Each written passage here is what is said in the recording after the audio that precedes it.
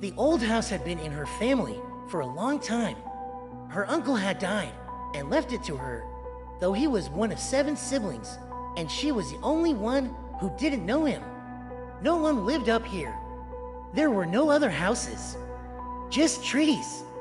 Inside, the air was cold, stale, and dusty. She walked through the rooms, noticing that none of them had mirrors. Someone or something was definitely up there walking around. Instead, on the walls were old photographs that had been nailed up crookedly. On the wall, the photos seemed to have changed. That's when she noticed the rocking chair moving slightly. She cut her finger while washing up, and the next day, she saw a photo of it, bandaged. One day, she went to a room and found that the door had vanished. In another room, the bed had moved. And in the kitchen, the clock on the wall was turned backwards. Then one morning, she woke up with a bruise on her arm. She tried to leave, but every time she reached for the doorknob, her fingers brushed against something hard and cold, like marble. It was as though she had stepped into the photograph itself, and it was happening in real time. She pulled back her hand and stared at the door. The knob was gone. She was trapped. It showed her sleeping, the camera placed on the bedside table, as if someone had crept inside the room to take the picture. But she lived alone. Stepping outside, she looked back at the house, wondering if she should leave or if she should stay and wait to see what happened next. When she went to look at the photo, she saw that it was already there. It was the same shot, but now there was a book on the table that hadn't been there the day before. And in the corner, the rocking chair that she'd seen in the other photo was now sitting exactly as it was pictured. Each one showed a version of the room she was in, but something was always different. In one, there was a man standing directly behind her, his face obscured by the darkness of the frame. More photographs appeared, some showing her in rooms she had never even seen before. They were all old-fashioned pictures taken with a camera. Yet there was no darkroom or equipment anywhere. The house was taking pictures of her, she realized, and not just of her, but of whatever was happening to her. She closed her eyes and slept.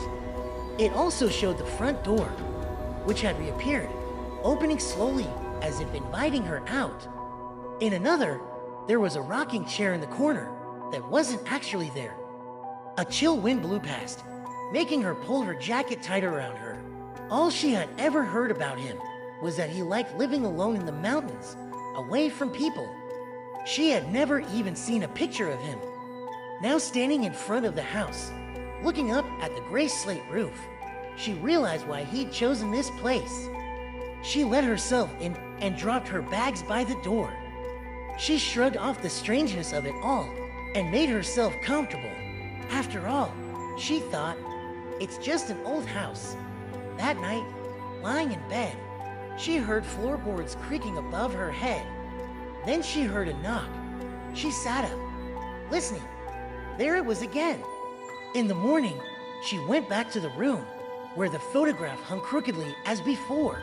At first, she dismissed it, blaming drafts and an overactive imagination. But then the photographs began updating in real time.